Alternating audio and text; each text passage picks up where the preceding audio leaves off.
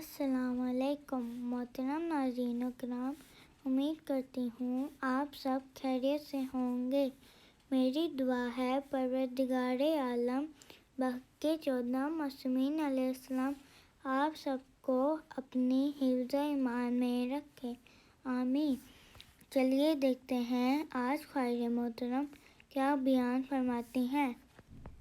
اور نمائندہ الہ، اللہ کا نمائندہ ہے، وہ قائم دائم ہمارے بیچ کھڑا ہوا ہے، اور وہ ہمارے لیے ہمارے ہر عمل، ہماری ہر ضرورت، ہمارے ہر معاملے کے لیے بہترین وہ یاور ہے، وہ سرپرست ہیں، وہ رہبر ہیں، وہ ولی ہیں، وہ وارث ہیں، وہ ہمارے امیر موجود ہیں۔ کہ آج آپ یہ نہ کہیں کہ امام غائب ہیں، آج یہ کہیں کہ امام ظاہر نہیں ہیں لیکن حاضر ہیں، ظاہر نہیں ہیں لیکن حاضر ضرور ہیں۔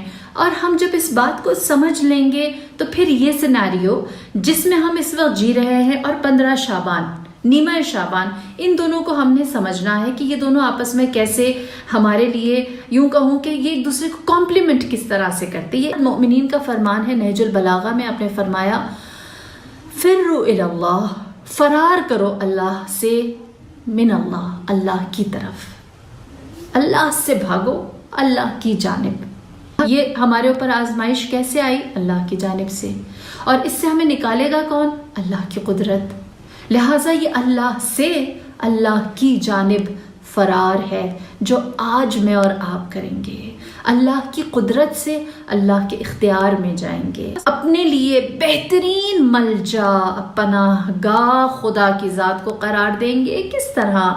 دیکھیے، ایک بچہ جس کو اس کی ماں ڈانٹتی ہے اور پھر ایک آدھا تھپڑ بھی رسید کر دیتی ہے، وہ بچہ کہاں جا کے چھپتا ہے؟ وہ ماں ہی کی پناہ میں آ جاتا ہے، وہ ماں ہی سے اپنے لیے پناہ مانگتا ہے، وہ ماں ہی کی آغوش میں چھپ جاتا ہے۔ کیوں؟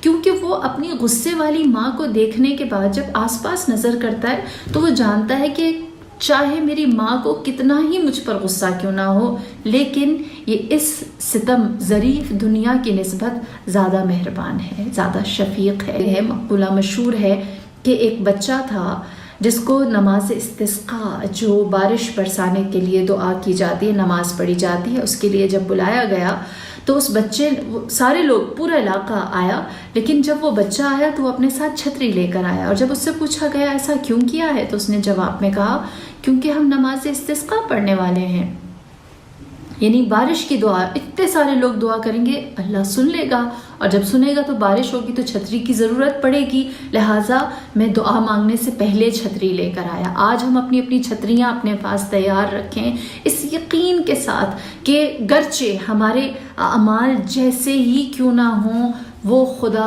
عادل ہے، وہ عدالت کرنے والا ہے، وہ بے بہا دینے والا ہے۔ خدا اگر ایک لقمہ بھی ہمیں دیتا ہے تو اس میں اختیار ہوتا ہے ہمارے پاس کہ اس نے عدالت ایسی رکھی ہے، لقمہ گرم ہے تو ہم ہاتھ کے ٹچ اور لمس سے اس کی گرمی کو محسوس کر سکتے ہیں، اگر وہ سخت ہے تو ہم اسے دانتوں سے چبا سکتے ہیں، وہ اگر بد ذائقہ ہے تو زبان چکھ کر بتا دیتی ہے، اگر وہ باسی ہے تو اس کی بو ہم اپنی ناک سے سونگھ کر اس کو اپنے آپ سے دور کر سکتے ہیں۔